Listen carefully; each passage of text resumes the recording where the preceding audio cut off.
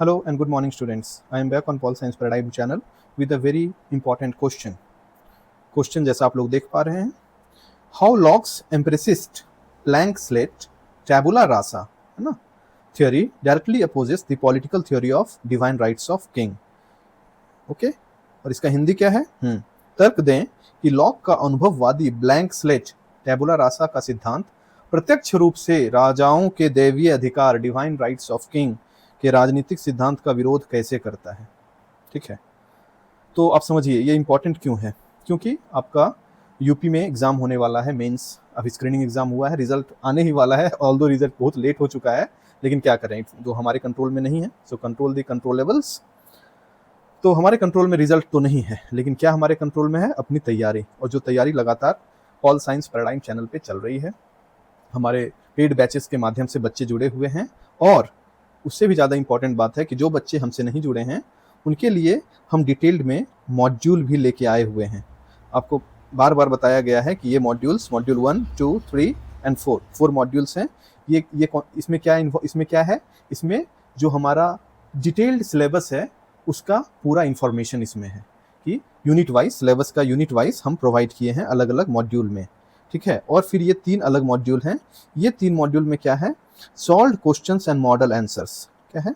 Solved questions and model answers for written examination UP PSC GDC का। और इसमें questions क्या है? यूपीएससी के क्वेश्चन हैं, यूपी पीएससी के क्वेश्चन हैं, एचपीएससी के क्वेश्चन हैं, और अन्य क्वेश्चंस जो अलग अलग एग्जाम्स में आते हैं। जिन्हें भी ये ऑल 7 मॉड्यूल्स जिन्हें चाहिए वो आप कांटेक्ट कर सकते हैं, जिन्हें 4 मॉड्यूल्स ही चाहिए वो भी कांटेक्ट कर सकते हैं, जिन्हें सिर्फ 3 मॉड्यूल्स का सेट चाहिए वो भी कांटेक्ट कर सकते हैं 9708073777 पे। सारे मॉड्यूल्स आपके सामने हैं।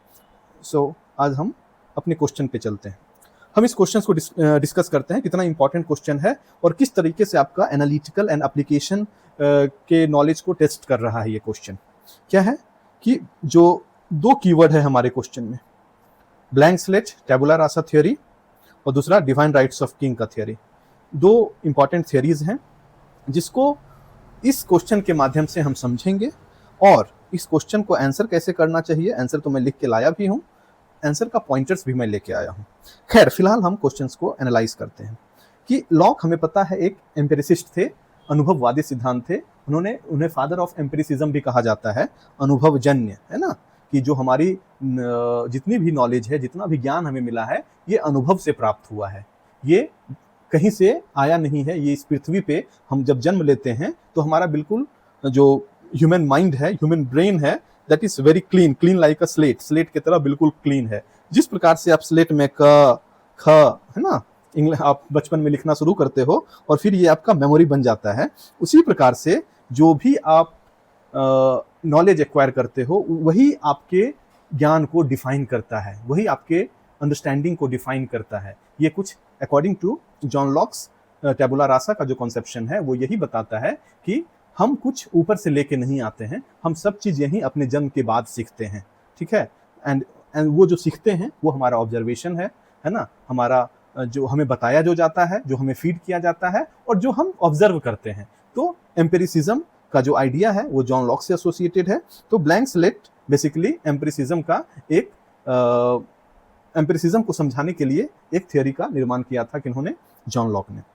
लेकिन आज का क्वेश्चन क्या है कि how Locke's empiricist blank slate theory directly opposes the political theory of divine rights of king. अब समझिए, देखिए इसमें 2 इंपॉर्टेंट एस्पेक्ट है, टेबुला रासा और डिवाइन राइट्स। ये हमें समझना पड़ेगा कि व्हाट इज टेबुला रासा। तो जो हम की पॉइंटर के रूप में इसको आंसर को डेवलप किए हैं वो आपको हम समझा देते हैं कि इस क्वेश्चन में क्या क्या होना चाहिए, और तब जाके आपको टोटल 8 मार्क्स मिलेंगे इस आंसर के, है ना।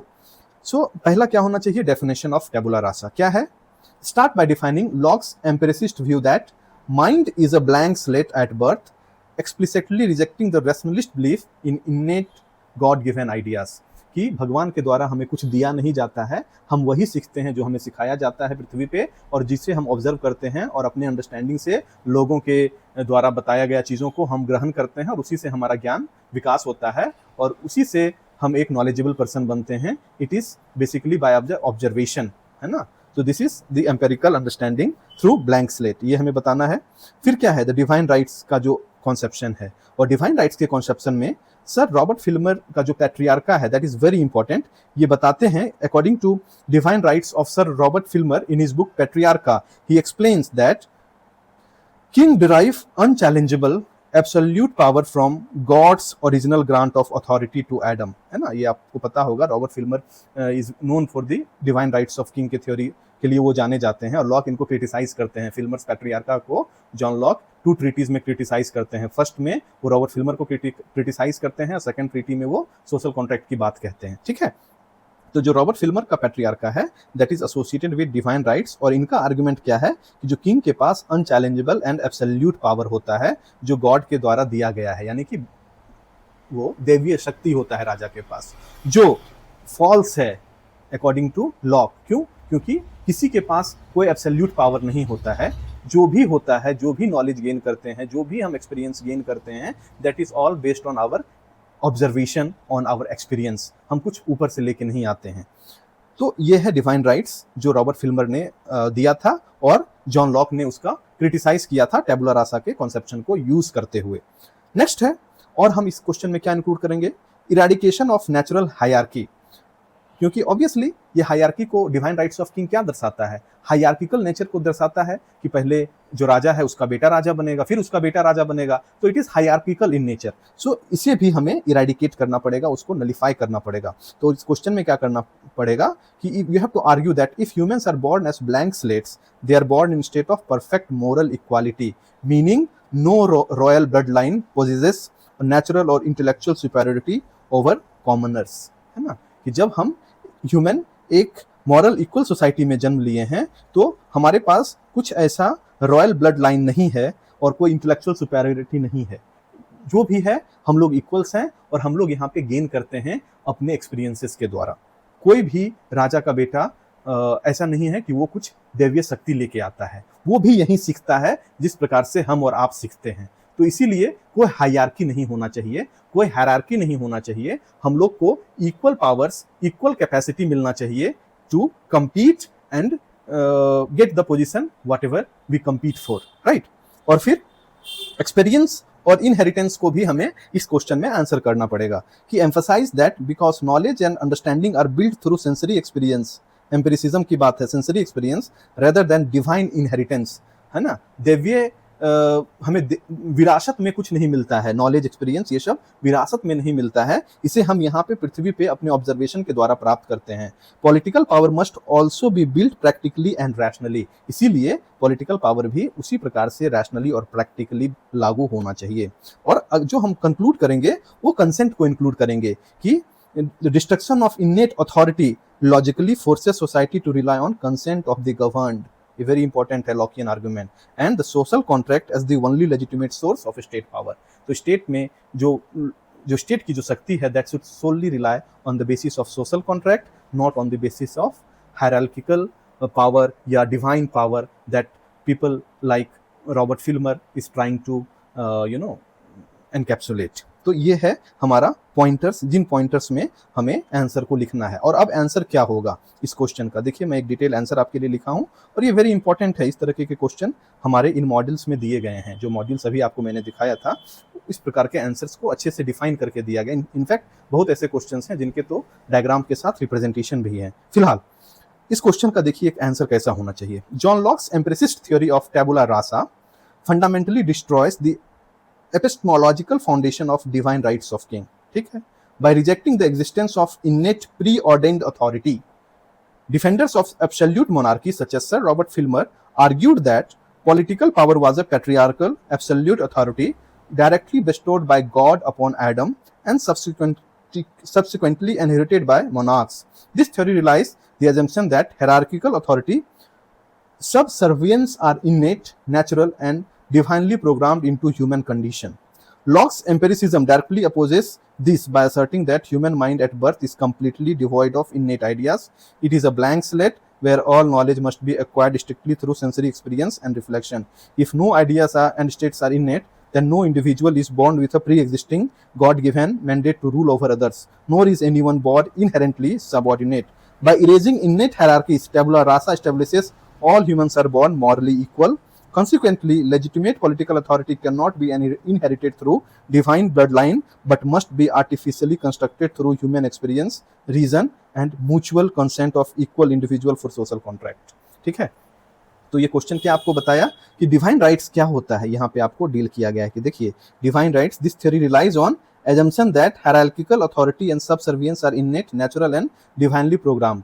कि जो डिवाइन राइट्स ऑफ किंग है वो क्या आर्ग्यू कर रहे हैं, डिवाइन राइट्स ऑफ किंग का जो थ्योरी है वो आर्ग्यू करता है कि जो हायरार्किकल अथॉरिटी है वो नेचुरल है, वो दैवीय है, इसे हमें स्वीकारना चाहिए, लेकिन और ह्यूमन कंडीशन में इसे लागू करना चाहिए। ऐसा कौन आर्ग्यू करता है? रॉबर्ट फिल्मर का पैट्रियार्का, जो डिवाइन राइट्स ऑफ किंग को सपोर्ट कर रहा है। लेकिन lock through his idea of empiricism, अनुभव जन्य सिद्धांत, जो ब्लैंक स्लेट का थियरी है, जो टैबुला रासा का थियरी है, उसके द्वारा ये स्थापित करने में सफल होते हैं कि जो डिवाइन राइट्स ऑफ किंग है वो बिल्कुल फॉल्स एजम्पशन पे बेस्ड है, ये बिल्कुल हायरार्किकल इन नेचर है, ये बिल्कुल मानव स्वभाव से अलग है। मानव स्वभाव कैसा है?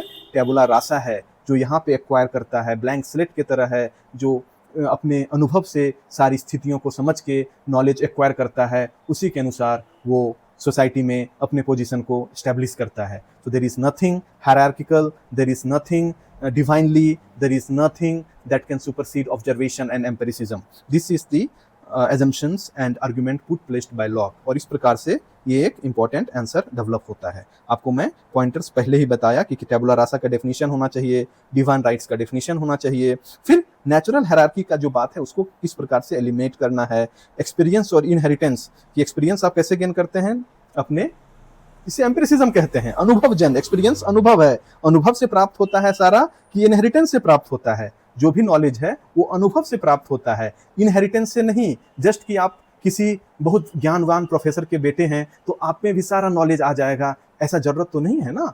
तो प्रोफेसर का बेटा ही प्रोफेसर नहीं बनेगा, बेसिकली क्या है, जो भी पढ़ेगा वो प्रोफेसर बनेगा। So inheritance is not the sole criteria, what is important is experience, अनुभव। ज्ञान को जो प्राप्त करने का तरीका है वो अनुभव है as far as empiricism is concerned. और फिर जो अंत हमें करना है, कंक्लूड करना है, वो सोशल कॉन्ट्रैक्ट के दायरे में दर्शाना है कि जो भी अथॉरिटी का निर्माण होगा वो समाज में समझौता के आधार पर ही होगा और दूसरा कोई पैमाना नहीं हो सकता है। So this is an important question जो आपको समझना चाहिए, थोड़ा सा अलग है, ये अप्लाइड पार्ट है। देखिए हिंदी में भी वही है और मैं ये इसलिए दर्शाना चाह रहा हूँ आपको कि जो मेरा मॉड्यूल है उसमें इसी प्रकार से आंसर्स दिए गए हैं और समझाए गए हैं और ये आपके एग्जाम्स के लिए बहुत इंपॉर्टेंट है। So please contact and buy them, this are available through postal services, जिसे हम आपको आपके एड्रेस पे डिलीवर करेंगे। आप देख सकते हैं सारे जितने भी यूनिट्स हैं सारों का डिटेल्ड में एक्सप्लेनेशन दिया गया है। ये मॉड्यूल 4 है, इंटरनेशनल रिलेशंस के बारे में बात करता है। आप देखिए सारे अप्रोचेस हैं, realism, new liberalism, social constructivism, positivism, new post positivism, post modernism, national power, national interest. तो एंटायर सिलेबस जो यूपीपीएससी जीडीसी ने प्रॉमिस किया है वो भी इसमें इंक्लूडेड है। So please go. और ये सबसे important, solve questions and model answers, this are very important. इसमें मॉडल आंसर्स दिए गए हैं, इन टॉपिक्स के मॉडल आंसर है, theory of state, justice, equality, rights, democracy, है ना, देख लीजिए, गांधीज्म, मैकेवेली, मतलब सारे वेस्टर्न पॉलिटिकल, इंडियन पॉलिटिकल। फिर आप देखिए सॉल्व क्वेश्चन का जो मॉड्यूल 2 है ये international relations and foreign policy के बारे में है। इसमें आप देख लीजिए अप्रोचेस का है, इंटरनेशनल रिलेशंस का है, in fact recent development in Indian foreign policy, global centres of power, India and south Asia. तो जितना भी सार्क, नाफ्टा, EU, एशियान, है ना, यूनाइटेड नेशंस, जो भी contemporary global concerns, so entire syllabus जो भी हमारे पास अवेलेबल है सारों का सॉल्व क्वेश्चंस और मॉडल आंसर्स। ये देखिए मॉड्यूल 3 है, Indian political process and comparative politics. इसमें देखिए हमारे पास क्या क्या क्वेश्चन है, इंडियन नेशनलिज्म के क्वेश्चन है, making of Indian constitution, party system, social movement, comparative politics, state politics. तो please contact here and you may reach out to us, we will help you through WhatsApp and you may go and buy, these are very important और आपके exams के लिए बहुत important है। Already 1 set of books तो market में जा चुके हैं, बिक चुके हैं, नेक्स्ट सेट भी हमारे पास परसों ही शाम में आए हैं, उसमें से भी सेल हो रहे हैं। तो प्लीज़ आप लोग जल्दी से जाएं और इसे ऑर्डर करें सो दैट कि फिर मैं नेक्स्ट सेट प्रिंट नहीं करवा पाऊंगा। ये लास्ट सेट है जो मैं यूपी जीडीसी के लिए प्रिंट करवाया हूँ। So please go and buy and that's it from me. आप जुड़े रहें, political Pol science paradigm channel को सब्सक्राइब करें। क्यों? क्योंकि आपको इस प्रकार से डिटेल एक्सप्लेनेशन मिलेंगे। और मैं बिहार असिस्टेंट प्रोफेसर्स के लिए भी डिटेल्ड में स्टडी मटेरियल, प्रैक्टिस सेट्स के आंसर्स, क्यों? क्योंकि वो सब्जेक्टिव होने वाले हैं, डिस्क्रिप्टिव इन नेचर होने वाले हैं, तो उसकी भी आपके लिए बुकलेट्स तैयार हो रही है और उनके भी बैचेस में अनाउंस करने वाला हूँ। So please be connected with us and you'll get all the informations। और फिलहाल इन क्वेश्चंस को समझें, इन क्वेश्चंस को पढ़ें, एनालाइज करें, और आपके लिए बहुत इंपॉर्टेंट है पॉल साइंस पैराडाइम चैनल को सब्सक्राइब करना। So please come and subscribe and take whatever we offer on YouTube and buy whatever we recommend through our booklet and modules. Thank you and bye-bye.